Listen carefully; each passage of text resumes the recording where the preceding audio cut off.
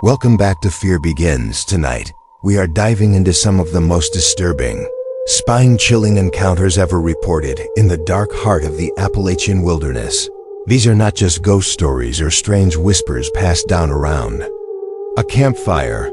These are terrifying encounters with what many call the feral people of Appalachia. Isolated, forgotten, and far removed from the world we know, these people are said to lurk in the dense woods, waiting for anyone foolish enough to stray too deep into their domain. By the end of this video, you will understand why so many hikers and locals insist the mountains keep their darkest secrets hidden. Do not forget to subscribe to Fear Begins. Share this with a friend who thinks they are brave enough, and let me know in the comments where you are watching from. Now settle in, because the first story is not one you will ever forget. I was 12 years old when I first realized something was wrong in the mountains behind my grandmother's property in West Virginia. She lived in a small, weather-beaten house at the end of a dirt road, tucked so far back into the woods that delivery drivers could never find it.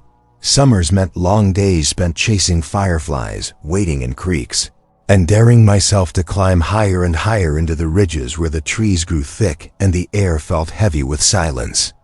But that silence was what always struck me most. There were no birds up there, no buzzing cicadas, not even the rustle of squirrels.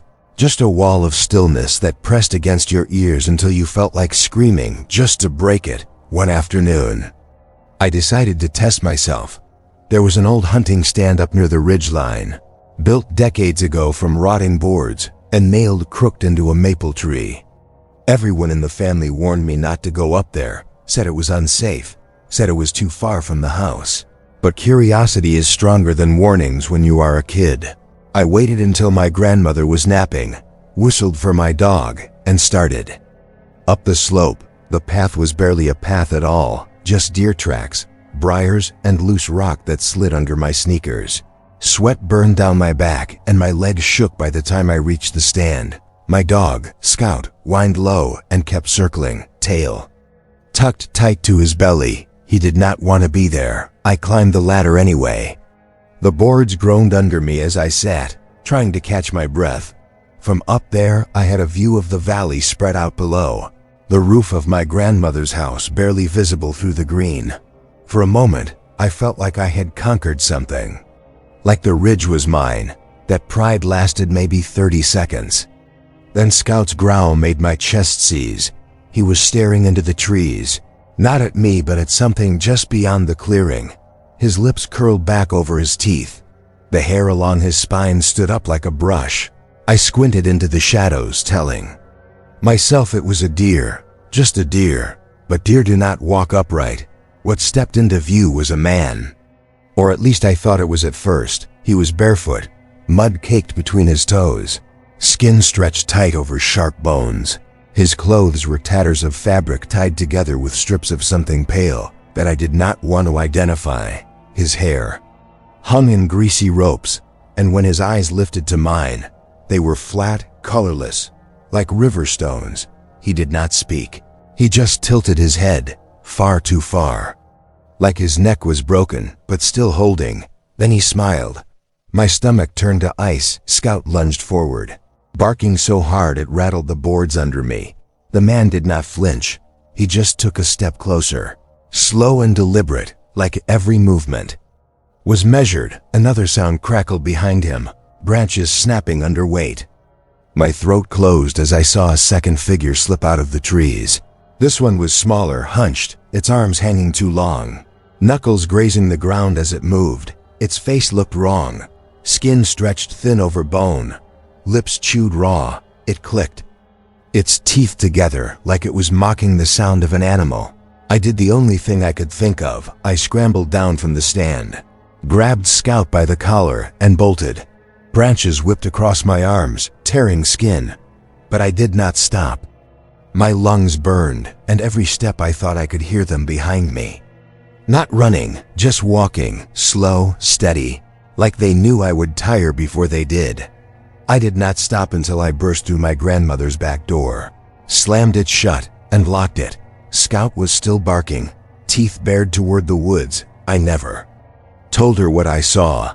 I did not want to explain something I could not explain. But a week later, my uncle came by to check the property line and found something that still makes my blood run cold. Near the base of that hunting stand, hammered into the tree, was a nail. Hanging from it was Scout's collar. My dog was still alive, thank God. But somehow in the scramble, they had taken the collar and left it there like a message. The second story comes from a man named Darren, a hiker who thought he could handle anything the mountains threw at him. He had trekked the Rockies, survived storms in the Cascades, and spent weeks off-grid without flinching. But Appalachia is different. The ridges twist into mazes, and the silence feels alive. Darren told me that he set out alone for what was supposed to be a 4-day backpacking trip through a remote section of the Blue Ridge. His pack was loaded, his GPS charged, and he thought he had it all under control. He did not. On the second night, he made camp near an abandoned fire tower. The structure leaned precariously, all rusted bolts and wood half-eaten by termites. He liked the idea of being high up, having a vantage point. As the sun dropped, the world went unnaturally still, not the kind of quiet that brings peace, but the kind that feels like holding your breath. Darren sat by his small fire, reading, when he heard it. A laugh, high-pitched, broken, like someone trying to mimic laughter, but not understanding how. It drifted from the trees, then vanished. He froze, listening, telling himself it was a fox's scream. That had to be it. Then came the footsteps, soft at first, crunching leaves. Circling his camp, the firelight flickered, and shadows moved at the edges of his vision. He grabbed his flashlight and swept the beam. Nothing, just trees. His nerves frayed. He doused the fire and climbed the tower, figuring he would be safer. Off the ground, halfway up, he heard another sound, the creak of the ladder below him. Something was climbing too. He shone his light down, and what he saw made him nearly lose his grip. A figure, gaunt and filthy, crawling up the rungs on all fours. Its fingers bent wrong, nails digging into the wood. Its face lifted, and its mouth stretched into a grin too wide, teeth jagged and black. Darren scrambled to the top, heart pounding, and pulled himself onto the platform. He thought the height would protect him. Then he realized there was already someone up there. Crouched in the corner, a second figure, knees pressed to its chest, eyes pale and unblinking. It clicked its teeth together in rapid bursts, like a metronome in the dark. Darren swung his light, blinded by his own panic, and when the beam steadied again, the platform was empty. Both of them were gone. The ladder creaked once more, then silence. He did not sleep that night. By morning, his gear was scattered across the ground below, shredded, as if something wanted him to know he was not welcome. He hiked out without stopping, without eating, without daring to rest. He has not stepped into the Appalachians since 2 stories. 2 reminders that some places are not meant to be explored. The feral people of Appalachia are not folklore. They are not cautionary tales told by locals to scare kids.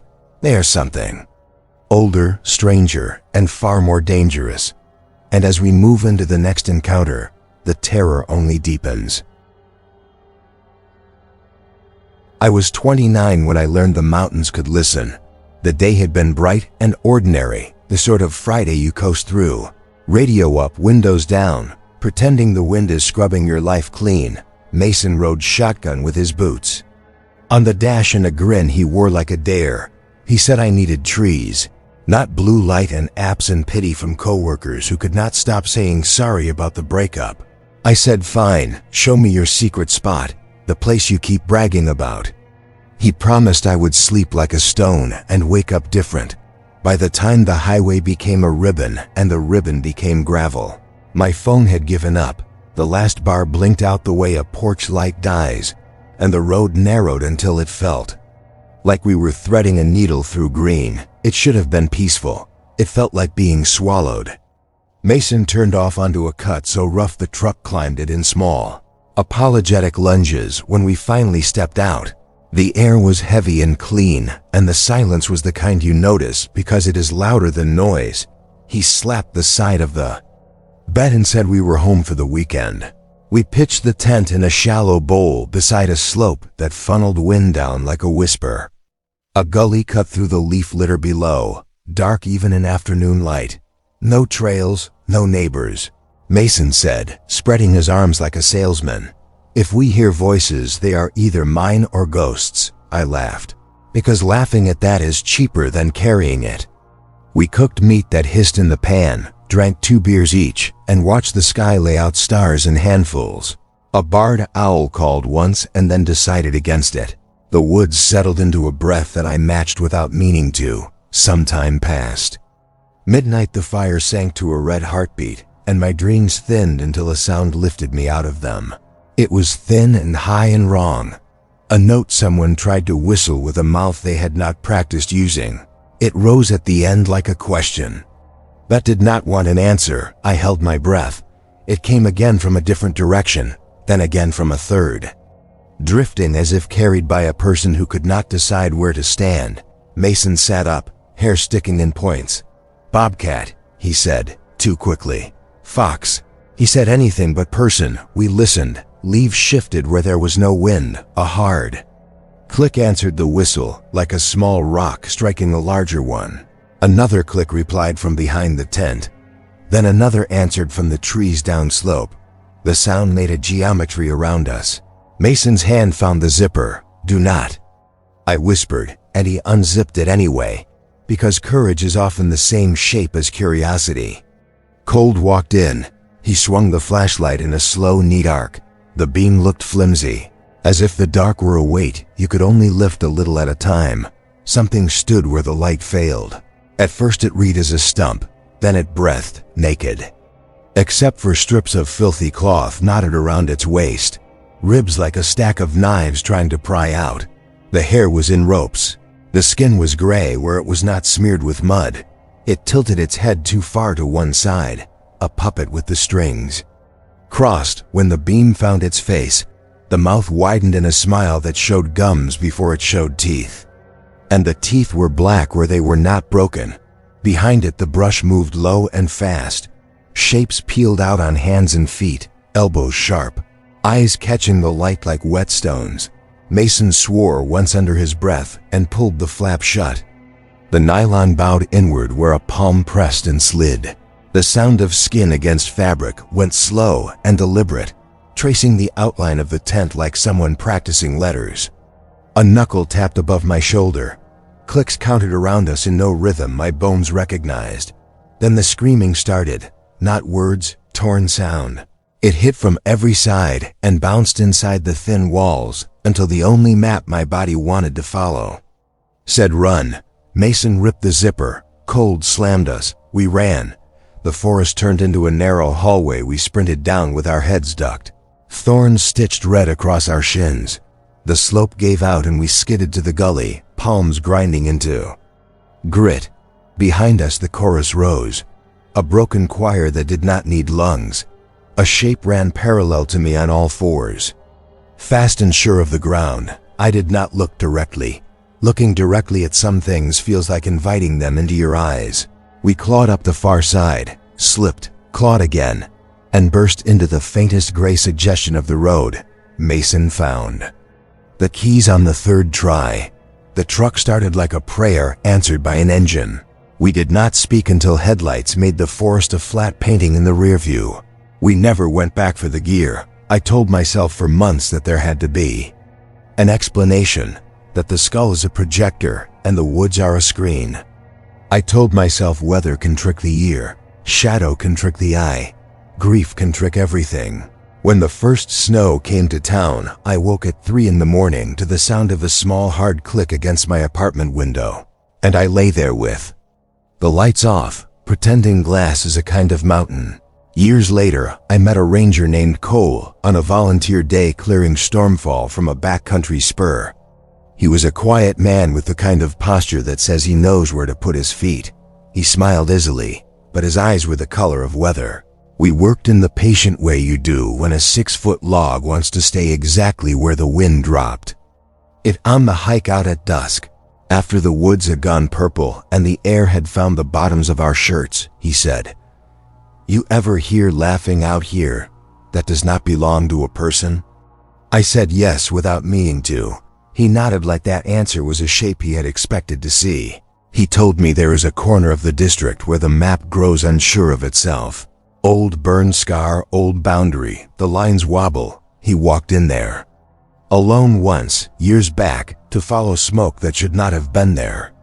He did the thing his badge asks him to do. He set his name into the trees and asked whoever it was to step out and douse the coals. The laughter stopped as soon as he spoke, not faded, stopped, like someone cut a string. He kept talking in the kind voice you save for dogs you do not want to spook. He said, "Sir and ma'am," into the brush. He mentioned fines he had no interest in writing. Then the clicking began, not tongue's teeth, small, practiced. It came from his left, then his right. Then from behind him where the trail dipped and the ground broke into holes. He turned slow with the light. The beam edged across a face that did not mind being seen. Mud was hand-printed on the cheeks in broad downward swipes. The skin beneath was scored with faint lines, neat as if someone had practiced years ago with a dull blade. The eyes reflected like glass held at a bad angle. The mouth opened and sound came out wrong. Chopped laughter with no breath behind it. He said there were more. He did not see them whole so much as in pieces. The flex of a shoulder sliding by a trunk. The knuckles of a hand planted on rock. A back hunched and quick. He walked, not ran. Because he said running is how prey spells itself. The clicking moved with him like a loose ring. Twice something kept pace on all fours just inside the trees. Brushing the understory in low arcs, he reached the bend and saw the reflective tape. On the truck bumper, the sound stopped so fast he stumbled at the naked quiet. Later, in the mirror, he noticed 3 clean fingerprints in gray on the side of his radio mic. Prints that were not his. He left them for a week before wiping them away. Sometimes he wishes he had not. That night I drove home replaying his words, and every stretch of shadow between my headlights seemed to shift.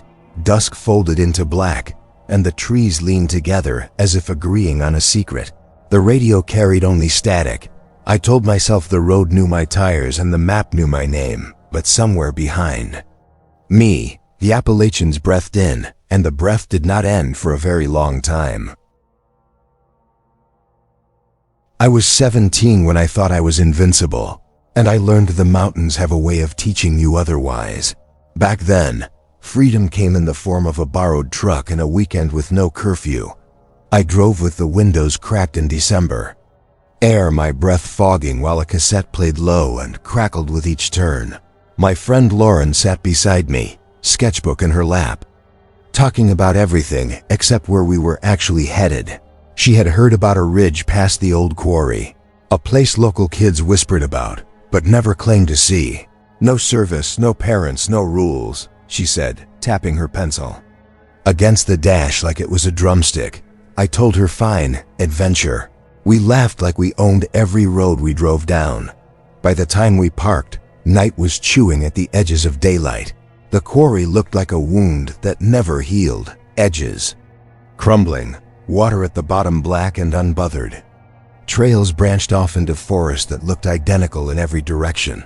Lauren walked first, light on her feet, not even looking at the ground. I followed with a flashlight that refused to push back more than a few feet of dark. The cold bit hard once the trees swallowed the last of the day.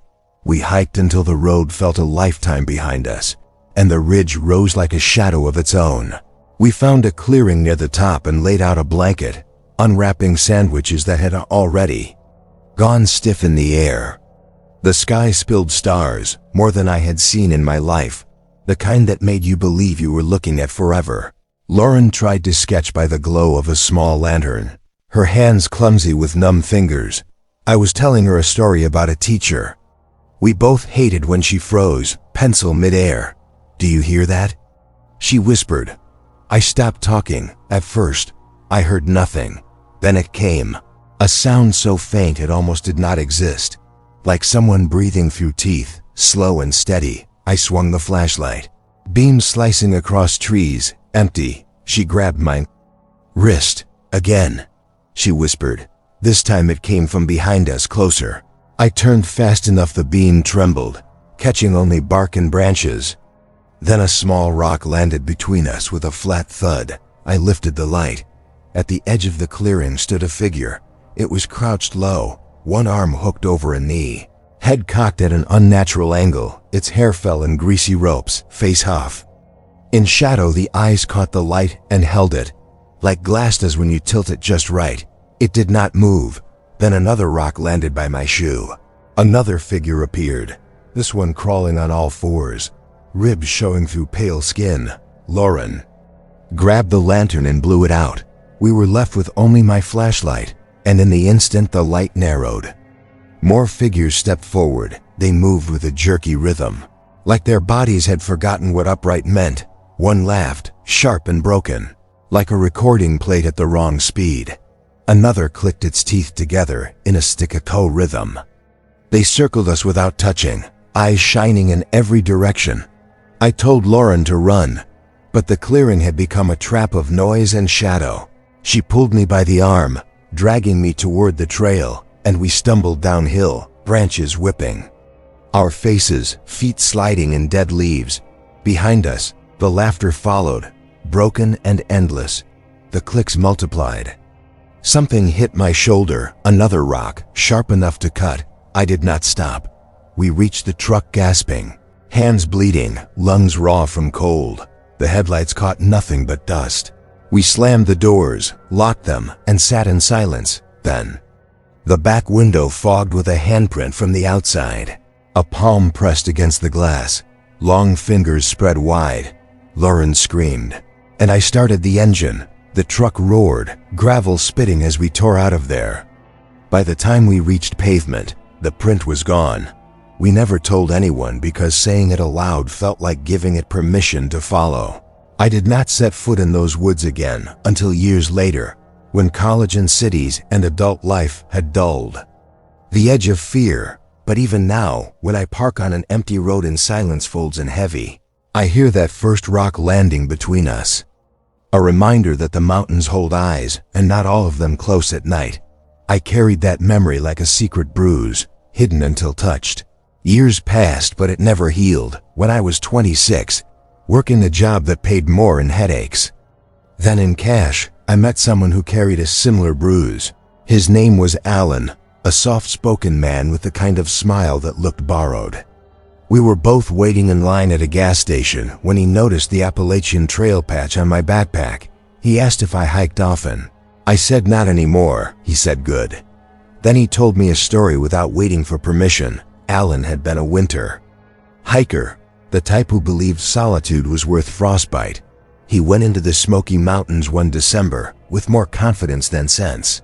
A storm rolled in quicker than the forecast promised, and he was forced to camp in a valley where the snow muffled even his own breath. He built a fire, wrapped himself in layers, and tried to wait it out. Sleep came in pieces, broken by cold. Then he woke to silence that felt deliberate. The fire had shrunk to coals, their light no stronger than embers behind a curtain. At first, he thought he saw the snow shift oddly beyond the circle of light. Then he realized it was footsteps, not in the snow, but on it, pressing shallow prints where no weight should have been possible. Figures crouched at the edge of the glow. He said their skin looked like it had been carved from ash, hair stiff with frost, eyes glassy. One crawled closer, long fingers dragging in the snow. Alan grabbed his hatchet and shouted, but the sound died quick in the storm. The figures did not scatter at his voice. They scattered at the sight of steel. When he swung the hatchet, they shrank back into the trees, melting into dark. But the circle never opened. All night, they moved just out of reach, crunching snow, teeth clicking like a countdown. Alan sat with the hatchet across his knees until dawn, eyes refusing to close. When the storm broke and sunlight hit the valley, they were gone. Only prints remained, shallow depressions in the snow that faded as quickly as they appeared. Alan hiked out half frozen, but alive. When he finished the story, Alan's hands were trembling, though the gas station was warm and the coffee steaming. He said he had never gone back. He said he no longer trusted quiet places. I nodded, because I understood. We both carried mountains inside us that refused to stay in the past. That night I went home and lay awake, replaying his words. The sound of snow crunching without weight, the echo of teeth clicking in the dark. I stared at the ceiling until morning, listening for footsteps that never came. But deep down, I knew. They did not need to come. They were already there, waiting in the hollow spaces between each breath, reminding me the mountains are patient. They do not need to chase you. They just wait for you to return. I was 30 when I thought I had finally escaped the pull of my hometown. Years of city living had dulled the sharp edges of memory, and I told myself I belonged among traffic and neon lights instead of pines and dirt roads. But grief has a way of pulling you backward. When my uncle died, I returned to Appalachia for the first time in years. The funeral was quiet, small, the kind where people spoke in whispers even outside the church. Everyone said the same things. He lived a hard life. He died too young. What they did not say lingered heavier. He had been found deep in the woods, miles from any trail. His body worn down like he had been walking for days. No one explained why he had been there. No one wanted to. After the service, I stayed at my parents' house. It felt smaller than I remembered, walls too close, the air filled with a stillness that made my chest ache. That night I couldn't sleep. The silence pressed in, louder than any traffic had ever been. At 2 a.m, I laced my boots and stepped outside, telling myself a walk would clear my head. The moon hung low, swollen, painting the world in pale silver. I followed the old dirt road that wound behind our property, the one that used to lead to logging trails but now led nowhere. The air was sharp, carrying the scent of pine and something damp. As I walked, I thought about my uncle. He used to tell stories at every family gathering, stories that always started with, "Back when I was hunting," or "When I was your age, out in the holler."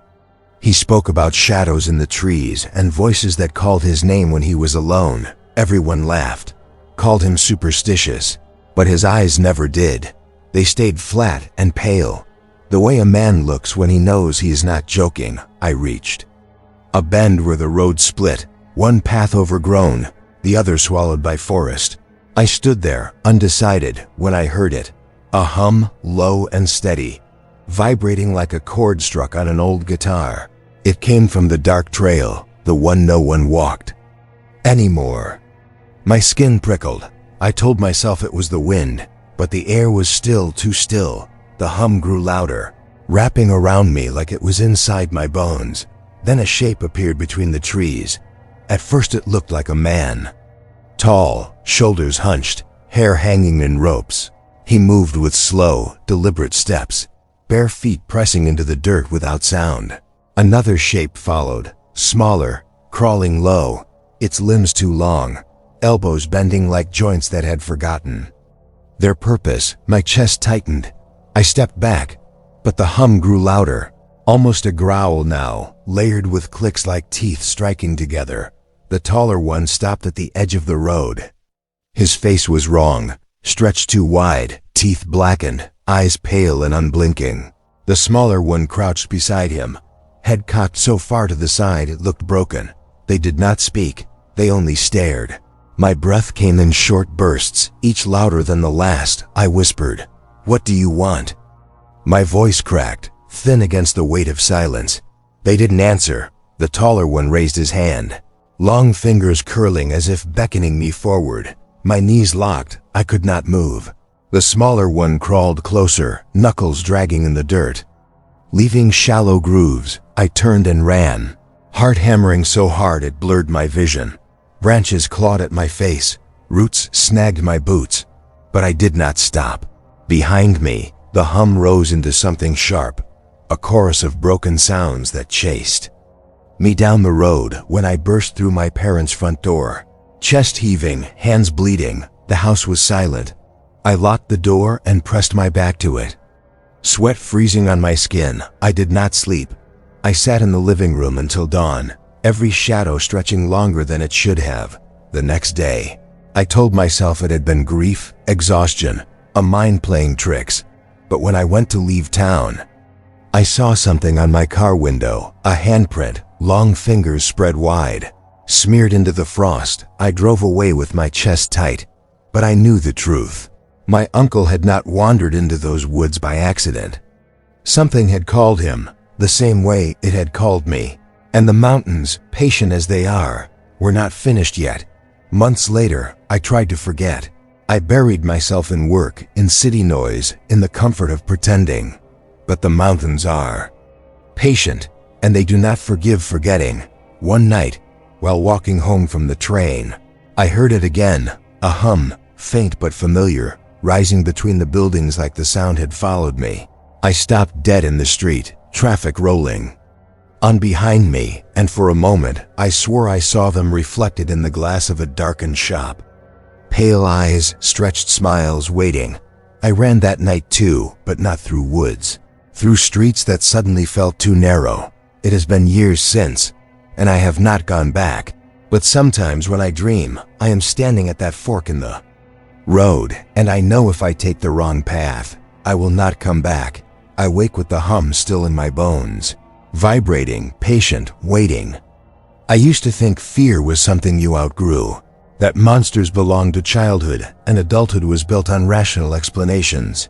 But the feral people of Appalachia do not care about explanations. They wait in silence, and when you return, they remind you why the locals say not to wander past the ridge after dark. The mountains remember, and if you listen long enough, you will hear them hum. I was 26 when I left the suburbs behind for something quieter. My job allowed me to work remotely, so I rented a small cabin in the Appalachians. It was supposed to be temporary, a 6-month lease to clear my head and get away from the constant noise of the city. The cabin sat alone on the edge of a hollow, surrounded by forest on 3 sides and a gravel road on the 4th. The real estate agent had laughed when I asked about neighbors. "You'll have plenty of space," she said, but the way she smiled did not reach her eyes. At first it was perfect. I woke to the sound of birds instead of sirens. I drank coffee on the porch and watched the mist roll through the trees. At night I built fires and read by lantern light, letting the dark wrap around the cabin like a blanket. The first week felt like paradise, but then the nights grew different. It started with sounds, a rhythm against the wood siding, light taps like knuckles dragging across the wall. I would set down my book, listening, holding my breath. The tapping always stopped the second I stood. I convinced myself it was branches swaying in the wind. But there was no wind, only stillness. The second week, I woke one night to the sound of footsteps circling the cabin. Slow, deliberate crunches in the gravel, heavy enough to rattle the loose boards on the porch. I grabbed the flashlight and shined it through the window, but the beam revealed nothing but the empty road. The footsteps stopped when I looked. Started again the moment I killed the light. I barely slept until sunrise, every creak of the cabin echoing through my chest. By the 3rd week, it escalated. I returned from a grocery run to find the front door open. Not wide, just enough to suggest someone had been inside. My stomach dropped as I stepped in. Every corner of the cabin suddenly hostile. Nothing was missing, but the air smelled wrong. Damp, musky, like something that lived in dirt had been inside. I told myself I must have forgotten to lock it, even though I checked the door twice before leaving. That night, I dreamed of voices. They whispered just beyond the edge of sleep, words stretched and broken, calling my name. I woke drenched in sweat. The cabin dark except for the dying glow of the fire. The voices did not fade with waking. They pressed against the windows, soft and hungry. I should have left then, I knew it.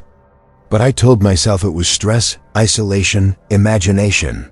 That morning I drove into town, searching for any excuse to hear another human voice. At the diner I asked the waitress about strange things in the woods. She froze, her smile slipping, and leaned closer. "Do not go out after dark," she whispered. Then she walked away like she had never said anything at all. The 4th week broke me. It was a Thursday. I remember because I had just sent in a project. Proud of myself for finishing despite the sleepless nights, I sat at the desk by the window, and that was when I saw it. A figure crouched at the tree. Line, pale against the shadow, hair hanging in ropes. At first I thought it was a trick of the light, until it moved. It crawled closer, limbs bending wrong, joints snapping with each motion. Its face caught the moonlight, white, hollow-eyed, mouth stretched too wide. I froze. It did not. It crept closer, dragging its body through leaves, slow and patient. Another shape moved behind it, then another, 3 in total, circling. Their bodies pressed low to the earth. My chest seized. I slammed the blinds shut and killed the lantern. The cabin sank into darkness, and I sat there, shaking, listening as their footsteps pressed into the gravel. The tapping returned. This time it was not a rhythm, it was deliberate. A finger sliding across glass, testing the window. I gripped the flashlight, but I could not move. They circled for hours. The sound of their nails scratching wood, of their breath fogging the glass at one point. Something pressed its face against the window, and though I refused to look, I felt its stare burn through the blinds. The noises stopped just before dawn. I stepped outside at first light, legs trembling. The gravel was covered in prints, bare, long-toed, too wide for any person I had ever seen. Scratches marked the wood siding, lines carved deep into the cabin walls. One window had a smear across it, oily and black, like residue from hands that did not belong. That morning, I packed. Every drawer, every cabinet, I stuffed with clothes, until the suitcase bulged. I did not stop to eat. I did not stop to breathe. I loaded the car and drove down the gravel road. Heart hammering, eyes darting to the mirror every second. But at the curve where the road met the tree line, I saw them again, 4 this time. They stood just beyond the shoulder, motionless, their heads cocked at the same angle. Watching, I drove faster, the gravel spraying out behind me. And I did not slow until the mountains were far behind. I returned the keys by mail and ignored the agent's calls. I did not care about the deposit. I did not care about the unfinished lease. All I cared about was distance, miles between me and those woods. Now years later, I still wake some nights to tapping on the glass. Not loud, just enough to remind me, and every time. I wonder if leaving the cabin truly meant leaving them behind, or if they followed, patient, waiting for the right night to circle again. Some people move to the Appalachians for peace. Some move to heal. But I learned something out there, something. I cannot forget. The woods are not empty. They are not quiet. They are not safe. And if you stay long enough, the feral people will find you. I used to think the scariest thing about camping was bears. That was before the Appalachians taught me otherwise. I was 22, fresh out of college, and determined to prove to myself that I was independent.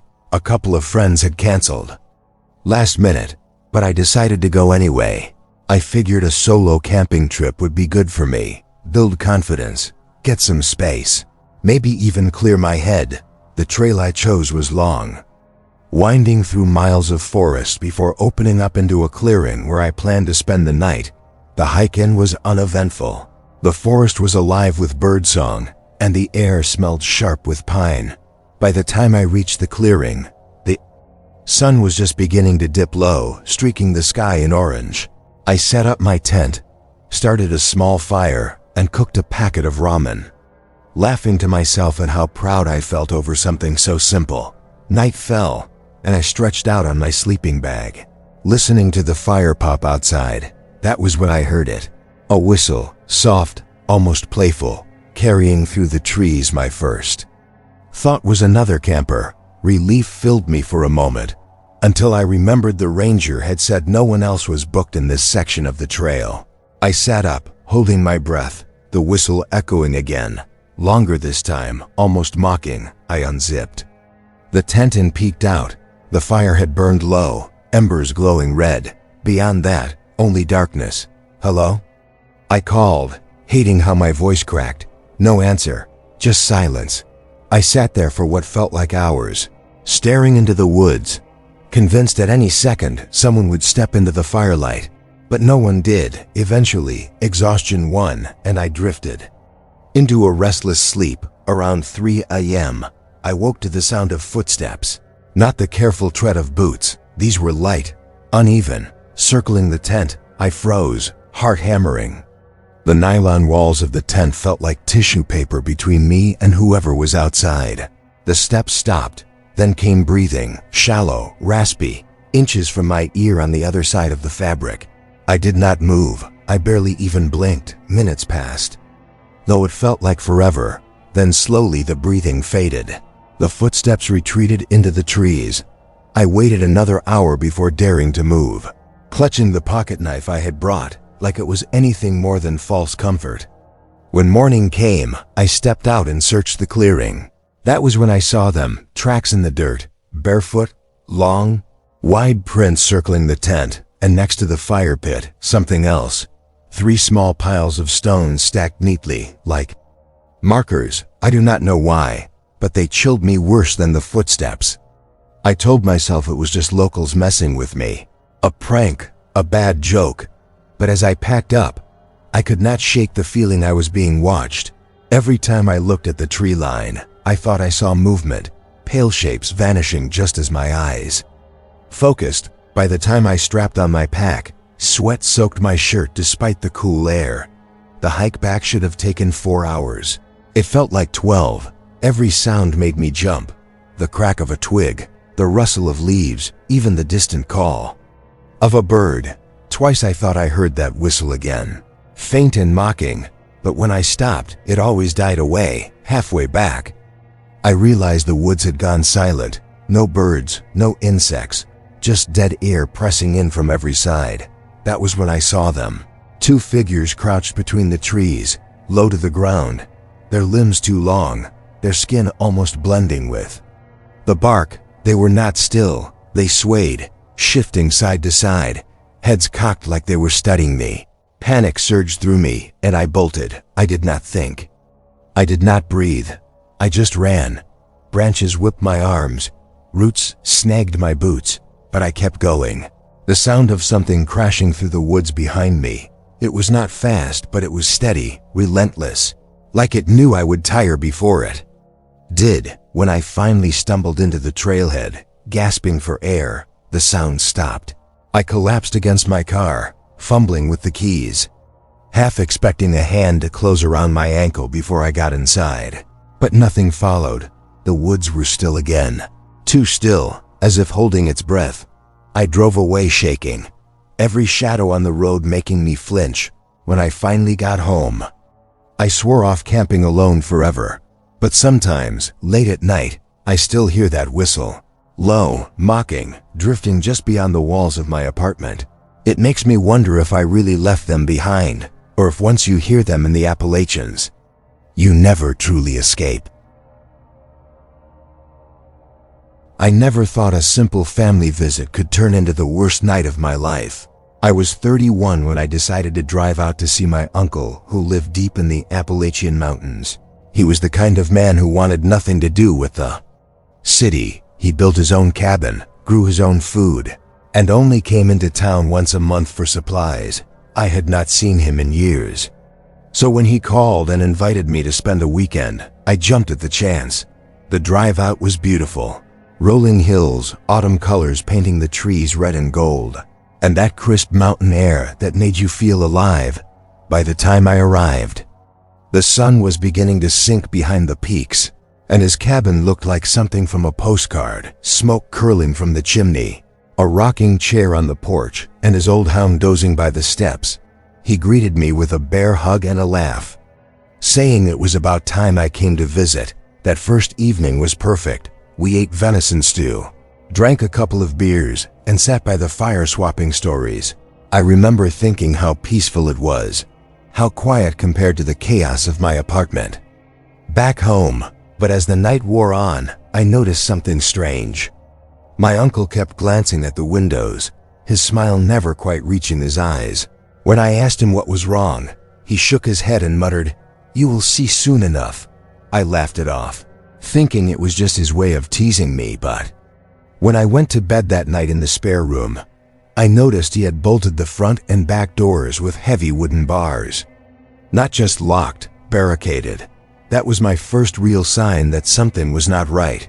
Sometime after midnight, I woke to the sound of the dog growling, low, deep, vibrating through the floorboards. I sat up, straining to listen. That was when I heard it, a faint tapping on the window, not a branch in the wind, not an animal brushing past. This was deliberate. Fingertips against glass, tap, tap, tap. The dog's growl grew louder until it suddenly cut off with a yelp. My heart slammed. In my chest, I jumped out of bed and rushed to the window. But the curtains were drawn tight. All I could see was my own pale reflection. Then the tapping shifted, moving along the wall toward the corner of the house. Slow, patient, testing. My uncle burst into the room. Shotgun in hand, his face was pale, jaw clenched. He did not say a word, just motioned for me to stay quiet. We stood there in silence, listening as the tapping turned into scraping. Nails dragging across the wood siding. Then came footsteps on the porch. Bare, heavy, pacing back and forth. The rocking chair creaked. Back and forth, back and forth. My uncle raised the shotgun. Eyes locked on the door. The footsteps stopped. Silence pressed in, thick and suffocating. Then, from just outside, came a sound I will never forget.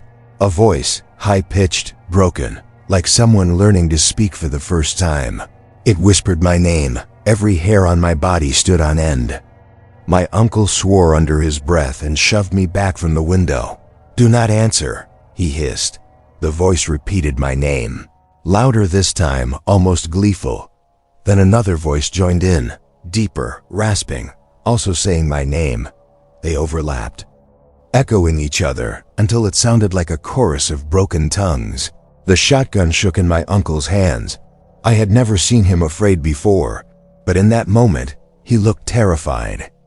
The voices stopped as suddenly as they had started.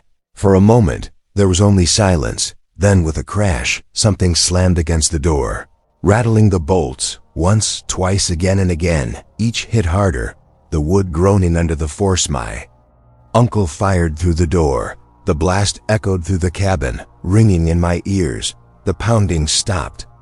The silence that followed was worse. I dared to peek through the side curtain, and that was when I saw them. 3 figures stood at the edge of the porch, just beyond the reach of the firelight. Their bodies were hunched, skin pale, and stretched. Thin over bones, their hair hung in clumps, their eyes black pits that reflected nothing. They did not flinch at the gunshot. They did not move at all. They only stared. My uncle yanked me away from the window and whispered, "Do not let them see you look." His voice cracked in a way that made me realize this was not the first time he had dealt with them. We sat there in the dark, waiting. While the figures lingered outside, hours crawled by. Sometimes I thought I heard them scratching the walls. Sometimes I thought I heard them whispering my name again. Just before dawn, the noises stopped. My uncle finally lowered the shotgun. His hands trembling, he told me to go back to sleep, but I could not. I sat awake until sunlight poured through the curtains, my mind replaying that chorus of voices calling my name. The next morning, I found the dog, or what was left of him. His body was torn open, ribs cracked, eyes gone. My stomach churned, and I nearly collapsed, but my uncle just stared, face hard, jaw set. "This is why I stay here," he said quietly. "This is why I do not trust the woods." I packed my things within an hour. I hugged him goodbye, promising I would visit again. Though we both knew I never would, as I drove away, I saw him standing on the porch, shotgun in hand, watching the trees. I never told anyone else what happened. How could I? Who would believe that creatures living in the shadows of the Appalachians called my name in voices that did not belong to them? But sometimes, late at night, I dream of that chorus, broken voices overlapping, whispering my name again and again. And when I wake, I swear I still hear it, faint, just beyond the walls of wherever I am. I tell myself it is only memory. I tell myself they cannot follow me beyond those mountains. But deep down, I know the truth. Once they know your name, they never forget it. I had always thought the stories were exaggerations. My grandmother used to warn me when I was little, telling me never to wander too far into the hills behind her house. She said the woods belonged to them, and if I heard my name being called after dark, it was not her voice I should trust. I grew up thinking it was just folklore, just the kind of scary bedtime stories old people tell to keep kids close to home. But when I was 24, I learned the truth in a way that still shakes me to my core. It was late October, just a few days before Halloween. I had been going through a rough patch. My job felt like it was going nowhere. My relationship had fallen apart, and I was desperate to escape the city for a while. My cousin invited me to visit her in the Appalachian Mountains. She lived in a small town that barely appeared on maps, the kind of place where the grocery store doubled as the gas station and everyone knew each other's names. The drive there was long but strangely comforting. The deeper I went, the less I thought about my problems. The trees grew thicker, the roads narrower, and the air colder. By the time I arrived, the sun had dipped low and the sky burned orange and purple behind the ridges. My cousin greeted me with a hug and a warm smile, and for the first time in weeks, I felt like I could breathe again.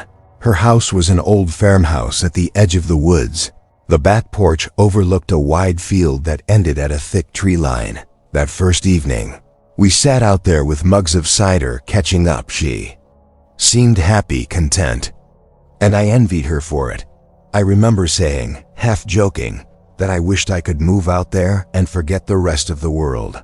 Her smile faltered just for a moment before she said, "It is not always as peaceful as it seems." I thought nothing of it at the time, but that night, after we went to bed, I woke up to a sound that pulled me from the edge of sleep. At first, I thought it was wind in the trees, a low hum rising and falling. Then I realized it was something else, a voice, soft, almost musical, drifting through the night. It was calling my name. I froze. My cousin's warning echoed in my head, though she had never told me anything directly, only what she had heard from our grandmother. The voice came again, clearer this time, closer. It was a woman's voice, lilting and familiar. Though I could not place it, my heart pounded as I sat up, straining to hear. The sound seemed to come from the tree line beyond the field. Against my better judgment, I crept to the window and looked out. The moonlight spilled silver over the grass, and at first, I saw nothing. Then, at the very edge of the field, something moved, a figure, standing too still. My breath caught in my throat. The figure raised an arm, slowly, and beckoned. I wanted to believe it was just my imagination, a trick of the moonlight. But then the voice came again, sweet and coaxing, calling my name like it had known me forever. My skin prickled with cold. I backed away from the window, trying to convince myself to go back to bed, but curiosity gnawed at me, louder than fear. I slipped on my jacket and boots, telling myself I would just step onto the porch, just long enough to prove it was nothing. The air was freezing as I opened the door. The boards creaked under my feet.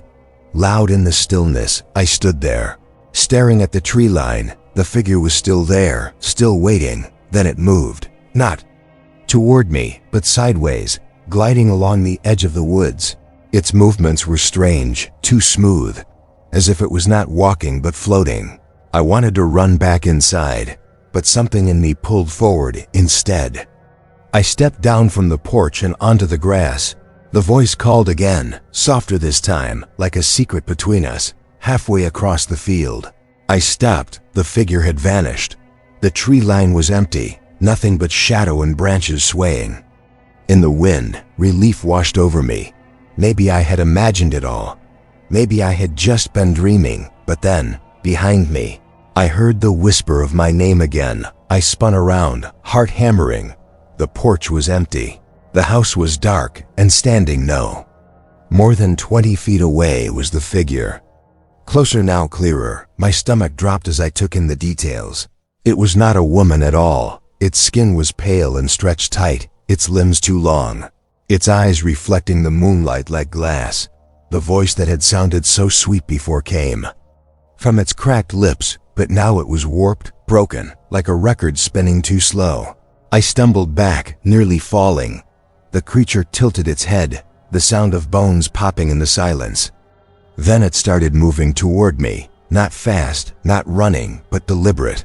Each step steady, confident, like it knew I would not escape.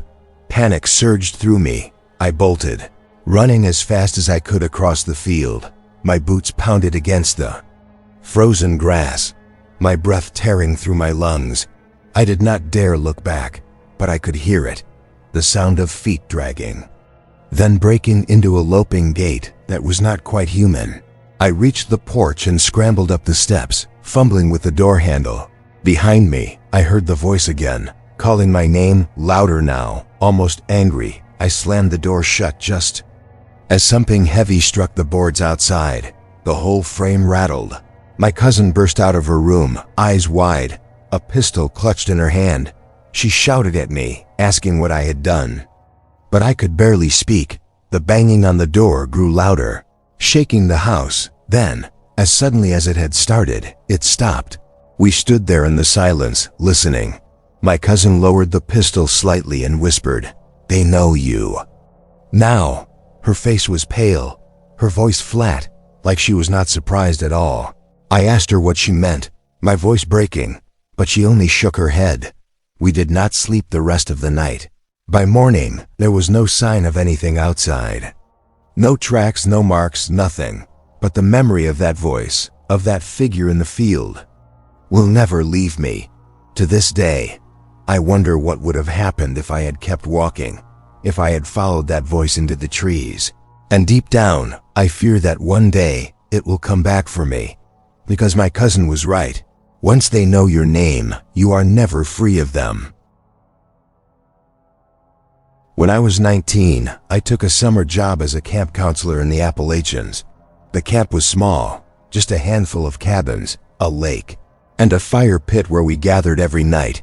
Most of the kids came from nearby towns, but some were from the city, their parents eager for them to experience the wilderness.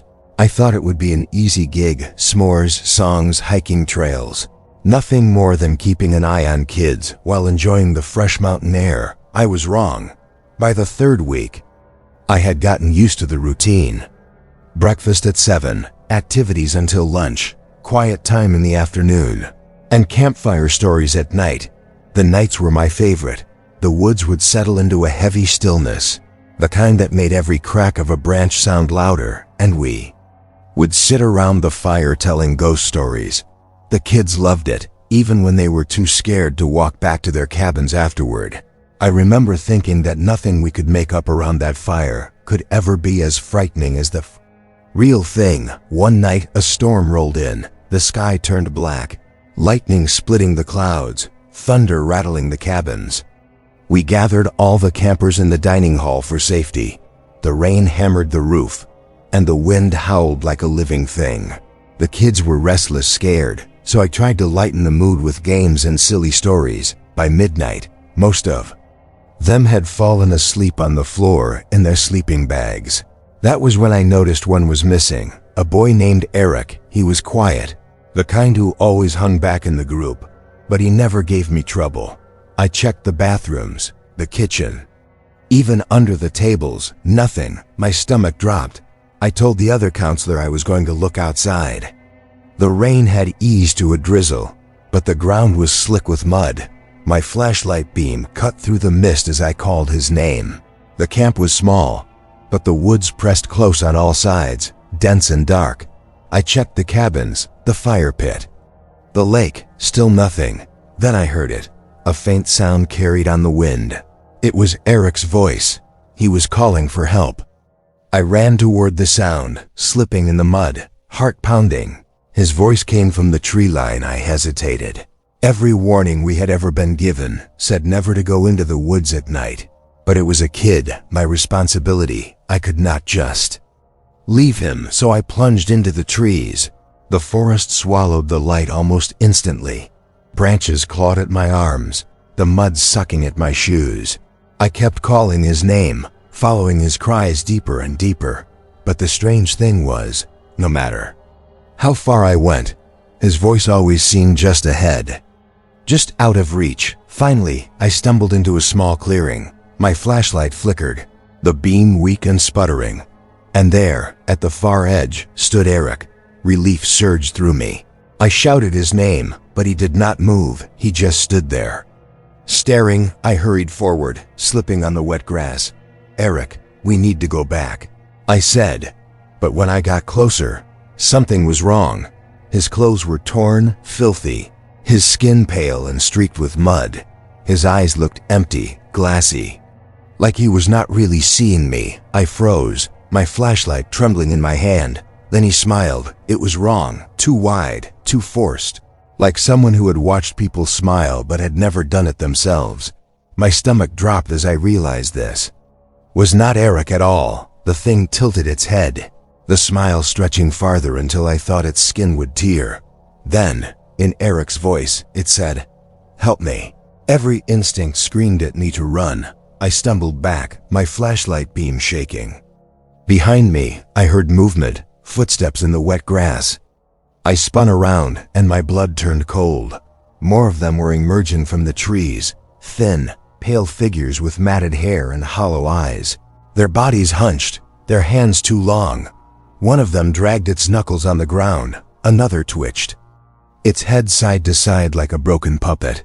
They circled the clearing, their eyes fixed on me. I raised the flashlight, and the beam caught their faces. They were grinning, all of them. Grinning with blackened teeth and cracked lips. One of them whispered my name, the voice a perfect imitation of my mother's. Another repeated it in a child's voice. My chest tightened. They knew me. I backed up, heart hammering, until my shoulder hit a tree. The one that looked like Eric stepped closer, still smiling, its mouth opened wider, unhinged, and the sound that came out was not human, a screech, high and sharp, that made my ears ring. The others answered with low hums, clicks, and growls, filling the clearing with a chorus of inhuman noise. I ran. I do not even remember deciding to. My body just moved, tearing through the trees, branches slashing my face. The forest seemed endless, every shadow alive, every sound chasing me. My flashlight died, plunging me into darkness. Still I ran, guided only by sheer panic. Somehow, I stumbled back onto the main path and saw the glow of the dining hall ahead. I burst through the door, gasping, covered in mud and scratches. The other counselor looked up in shock, asking where Eric was. I tried to explain, but the words tangled in my throat. I just kept shaking my head, saying, "It wasn't him, it wasn't him." They found Eric the next morning. He was asleep, in his sleeping bag in the corner of the dining hall the whole time. He had never left. I quit the camp after that, packed my bags and never looked back. But even now, years later, I can still see that smile in the dark, too wide, too wrong. I can still hear those voices calling my name in tones that did not belong to them. And I know, without a doubt, that the feral people of Appalachia walk those woods, waiting, watching, pretending to be the ones we trust most. I had lived in the Appalachians my whole life, but it was not until I left and came back years later that I understood how much the mountains change a person. I moved away when I was 20, chasing city lights, thinking that the wilderness was nothing more than silence and boredom. 10 years later, I returned, drawn back by my father's passing. His cabin was still there, perched on the slope of a mountain ridge, overlooking a valley that stretched forever. I inherited it, though. At first I told myself I would sell it, but something about it pulled me back, like unfinished business. The cabin was old, built with heavy logs and a stone fireplace, the kind of place that creaked with every gust of wind. My father had always warned me about the woods. He used to tell stories, long before bedtime, about the things that lived there. There are people in these hills, he would say. Not like us, not like anyone you know. They live in shadows, and if you are wise, you will never follow when they call. as a child. I thought he was just trying to scare me into staying close to home. As an adult, I realized he might have been warning me for my own survival. The first night back, the silence was deafening. I had forgotten how loud the quiet could be out there. No hum of traffic, no chatter of neighbors, just the wind sighing through the trees and the distant cry of something I could not name. I built a fire, poured myself a drink, and tried to relax. But when I stepped out onto the porch, the hair on the back of my neck rose instantly. Across the valley, faint and flickering, I saw lights, torches at first. I thought maybe hikers had wandered too far or some locals were camping. But the lights moved in strange patterns, not like any group I had ever seen. They wove through the trees, forming circles, then splitting apart, only to join again. And then, as if they sensed me watching, the torches extinguished all at once. The valley went black. The next morning, I convinced myself I had imagined it. Grief does strange things to the mind. I busied myself with sorting through my father's things, but as the day wore on, I found scraps of paper tucked away in drawers. His handwriting, shaky but deliberate, notes, observations, voices outside the cabin again. Do not answer when they call your name. They are growing bolder. I sat at the kitchen table, reading page after page of his descent into paranoia. At least I thought it was paranoia, until night fell again. I was sitting by the fire when I heard it. My father's voice, calling from outside the cabin. My chest tightened. He had been dead for months. I knew it. I had buried him myself. But the voice outside was unmistakably his, low, calm.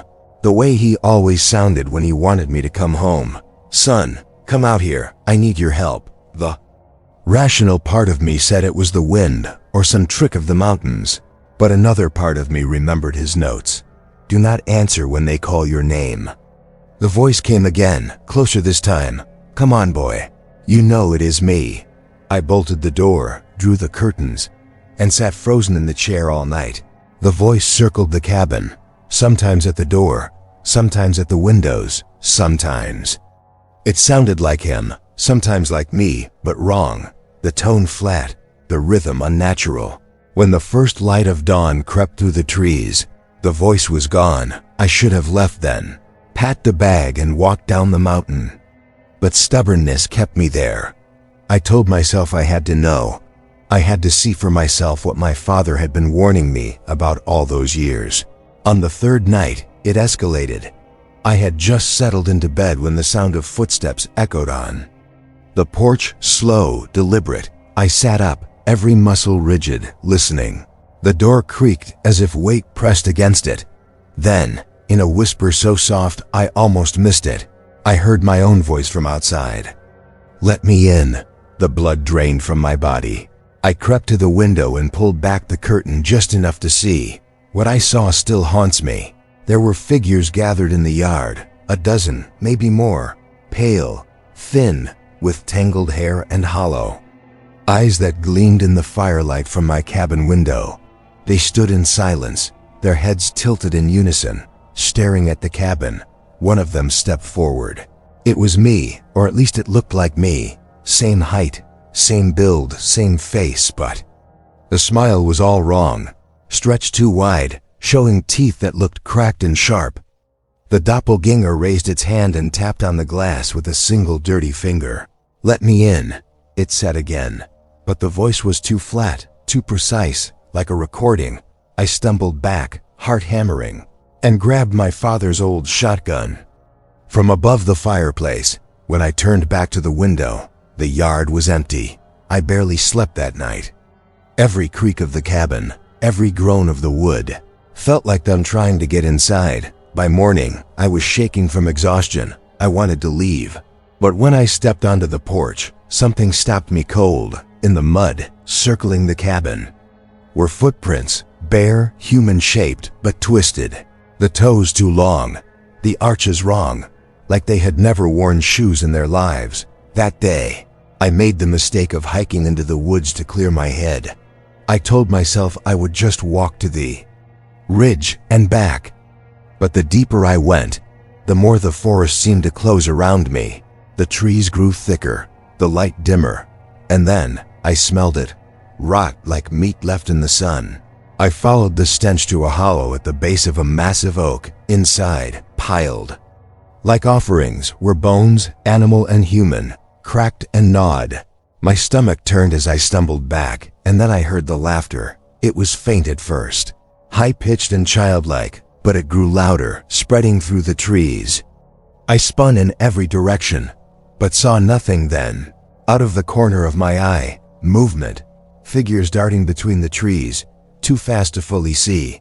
A flash of pale skin, a smear of dirt, the gleam of teeth. I ran. The laughter followed me, weaving in and out, mocking, when I finally burst out of the trees into the clearing near the cabin. The laughter stopped. The woods were silent again. That night was the worst. I barricaded the doors and windows, sat with the shotgun across my lap, and waited. The wind died. The forest held its breath.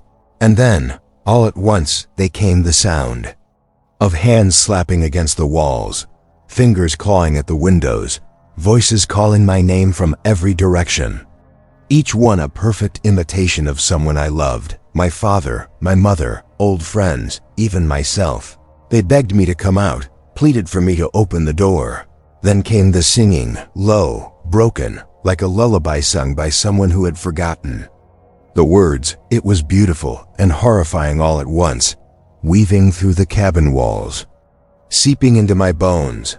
I pressed my hands over my ears, rocking back and forth, whispering to myself that it was not real. But deep down, I knew it was. At some point in the night, the singing stopped. Silence pressed against the cabin like a weight. Then, slowly the doorknob began to turn. I raised the shotgun, aiming at the door, my finger trembling on the trigger. The knob rattled once, twice, then stilled. When dawn finally came, the cabin was untouched. But outside, carved into the wooden door with jagged lines, were 3 words. We are here. I left that morning. Drove until the mountains were just a memory in the rearview mirror. I never went back. I sold the cabin to a stranger who wanted a vacation home. I never warned him. Maybe that makes me selfish.